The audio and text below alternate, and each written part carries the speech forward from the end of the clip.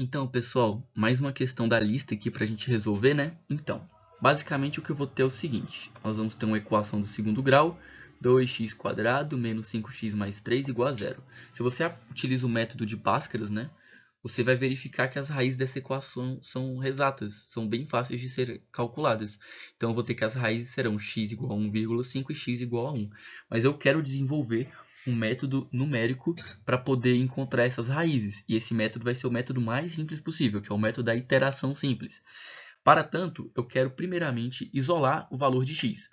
Então, eu posso isolar o valor de x de duas maneiras. Eu posso dizer que x é igual a 2x² mais 3 sobre 5, ou x é igual a raiz de 5x menos 3 sobre 2, beleza? Faz uma matemáticazinha básica aqui e vocês vão conseguir isolar esses valores de x. Aí, eu quero chutar um valor qualquer de x. Aí, chutando o valor de x, então vamos, nesse problema que nós vamos resolver, eu vou utilizar essa forma isolada de x, beleza? Então, com esse valor de x que eu chutei, eu vou calcular um novo valor de x, tá ok? Porque eu vou chutar um valor de x e vou obter como resposta um novo valor de x, que eu vou chamar de x novo. Aí o passo que eu vou obter após, né, vai ser o quê? Vai ser o cálculo do módulo entre o novo valor de x que eu calculei e o meu valor de x que eu chutei. Então esse cálculo, esse módulo, né, vai ser a distância entre o meu novo valor e o valor antigo.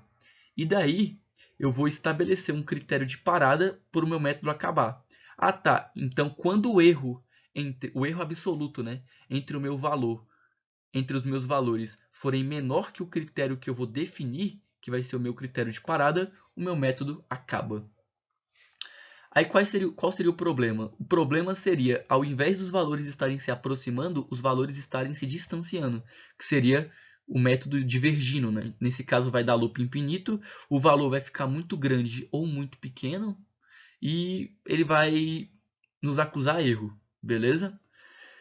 Agora, se convergir, os valores vão se tornar cada vez mais próximos e nós vamos ter como resposta um valor próximo da resposta exata, tão próxima quanto nós queiramos, né? A depender do critério que nós estamos utilizando. Tá ok? É isso. Espero que vocês tenham entendido o algoritmo, né? E é isso. Tá. Falar outra coisa. Mas e se o meu x aqui não estabeleceu o critério? Bom, se o meu x não estabeleceu o critério, eu vou pegar esse x novo que eu calculei e vou dizer que ele é o meu x, eu vou entender ele como se fosse o meu chute. E vou calcular um novo x novo. E vou ficar fazendo esse processo cíclico várias vezes até estabelecer a minha condição. Caso não se estabeleça, divergiu. Se estabelecer, convergiu e eu posso obter uma resposta com uma precisão tão boa quanto eu queira, beleza? Então, vamos lá. Então, galera, vamos resolver essa questão, né? Esse método de iteração simples, tá ok? Então vamos nessa. Então eu vou dizer que o meu x novo vai ser 2 vezes x quadrado mais 3 dividido por 5. Não é isso? Eu escolhi esse como sendo a nossa expressão isolada. E eu vou aplicar um loop while nesse x novo. Assim,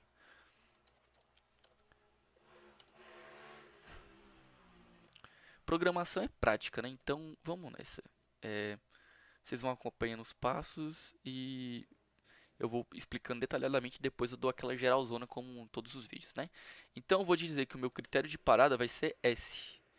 Então eu vou colocar que o meu critério de parada vai ser uma entrada do tipo float. Então digite o critério de parada. Top. Beleza. Ah, digite o critério de parada que eu vou digitar o chute, que vai ser o X. Então vai ser um input do tipo float também, né? Vai ser o input, então digite o chute. Aí, enquanto o meu erro, que é a diferença entre o meu x novo e o x antigo, for menor que o meu critério de parada, faça, né? Não é exatamente isso que a gente quer que aconteça? Então, a gente quer, né, que quando o meu O objetivo é que quando o erro for menor que o meu critério de parada, ele pare, né? Então, eu não posso escrever desse jeito. Por quê? Porque enquanto isso é verdade, eu quero que isso aconteça. Mas eu quero que pare quando isso for verdade. Então eu vou trocar, né? Enquanto o meu erro for maior que o meu critério de parada, faça. Aí quando o contrário for verdade, saia do loop, né? Que é o que a gente quer que aconteça. Eu sei, é muito abstrato tudo. É... Mas vamos devagar que eu acho que eu vou conseguir fazer um bom trabalho aqui. Tá? Então eu vou definir o meu erro como sendo o módulo. Então eu já adianto que o comando para calcular o módulo de alguma coisa é ABS. Acho que vem de absolute, né? Beleza? Deve ser isso. Aí vai ser o x novo menos o x antigo. Não interessa a ordem, né? Porque o módulo vai me retornar esse erro como sendo um valor estritamente positivo. Tá ok? Então eu vou dizer que o erro vai ser o módulo do x novo menos o x antigo. Certo? Aí se a minha condição ainda não for satisfeita, né, eu quero que esse novo valor que eu digitei, ele volte como sendo o x antigo. Então, eu vou dizer que o x antigo é o meu x novo. Por quê?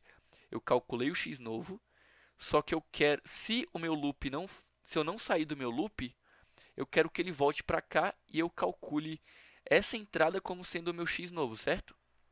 E assim faça o processo iterativo. E eu vou printar no final x e vou ver se está funcionando. Vou pedir aqui para compilar. Digite o critério de parada, então vou digitar que meu critério de parada é 0.01 e o meu chute. Tá, a gente tem duas raízes, 1 e 1.5, né? Então eu vou digitar, por exemplo, 1.2 para ver para qual das duas vai convergir. Tá. Eu preciso que antes de entrar no loop, né, eu preciso digitar alguma coisa para o loop funcionar. Por exemplo, é igual a 2. 2 é maior que 0.01? É, né? Então ele vai compilar. Aí logo após eu vou reatribuir o valor do meu erro. Agora vai dar certo. Então digite o critério de parada 0.01, o chute 1.2. Vamos ver se vai dar certo. Então compilou para 1. Aí a pergunta é: por que compilou para 1 e não para 1.5? Bom, isso aí vocês vão ver quando fizerem um curso de cálculo numérico, ou se já fizeram, né? Mas a princípio, se eu escolher a outra forma isolada, vai convergir para outra raiz. Então, cada forma isolada vai convergir para uma raiz específica, beleza? E outra coisa que eu quero falar é que o método de iteração simples, ele é muito bom, né? Ele é prático, parece ser uma escolha muito da hora, mas ele nem sempre converge para valores relativamente próximos. Então, por exemplo, sei lá, se eu utilizasse aqui o meu critério de parada 0.01 e o meu chute fosse 3, ó, vê que o nosso resultado já está muito grande, né? Ou seja, deu loop infinito e a minha resposta está dando muito grande. Ou seja, ele divergiu ao invés de convergir para uma resposta. Então, o método da iteração simples, ele não é um método que converge para um largo intervalo de valores, né? Ele converge para um lado restrito de intervalo. Aí, como determinar essa restrição não é o objetivo desse nosso curso, beleza? Só queria mostrar o método. E esse método nós podemos utilizar para resolver problemas práticos de engenharia, beleza? Esse método ele é útil, o método de iteração simples é útil. Mas, por exemplo, nesse nosso caso, se eu utilizasse o método de Newton-Raphson, eu poderia obter uma conversão com um número muito baixo de iterações para valores muito distantes da raiz, beleza? Mas a princípio fica como dever de casa vocês trocarem essa forma isolada de x por outra e verificarem que vai convergir para outra raiz. Agora eu vou discretizar todo esse nosso método. Então eu vou chutar um critério de parada e vou chutar o meu chute.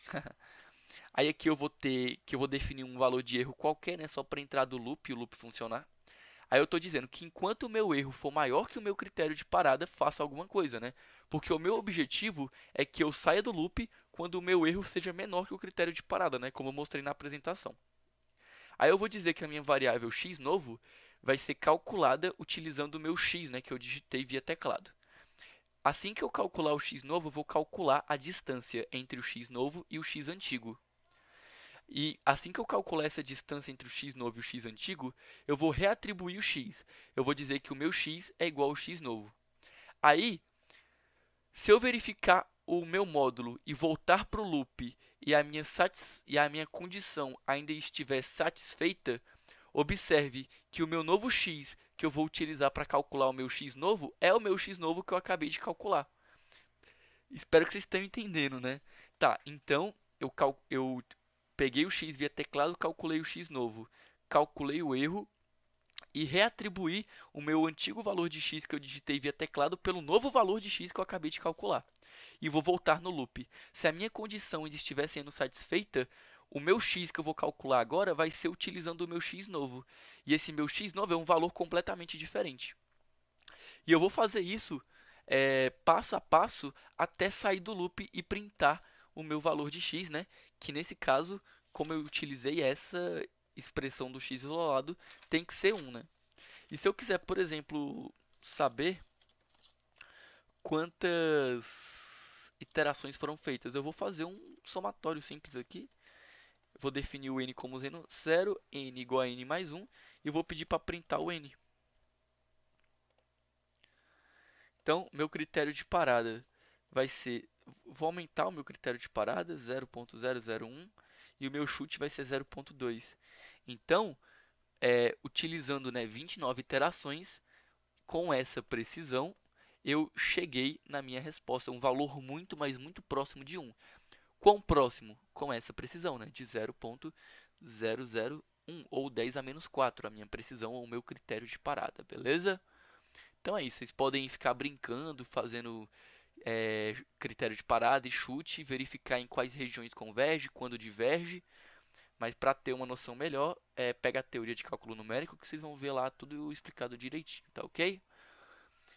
E se eu quisesse fazer a mesma coisa, só que ao invés de um critério de parada, eu digitasse via teclado, se eu digitasse via teclado o número de iterações, por exemplo. Então eu vou dizer que n é igual, é uma variável do tipo inteira, um float, que vai ser o número de iterações. Vou dizer que x vai ser o meu chute, né? Vai ser uma variável do tipo float. Vai ser uma variável do tipo float. Aqui é float, aqui é input, gente. Input, beleza? Então aqui também vai ser um input. Então aqui vai ser meu chute.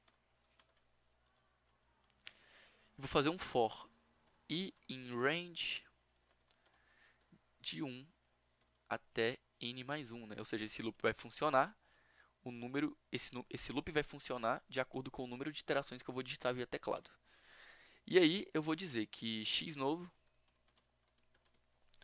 é igual a 2, né?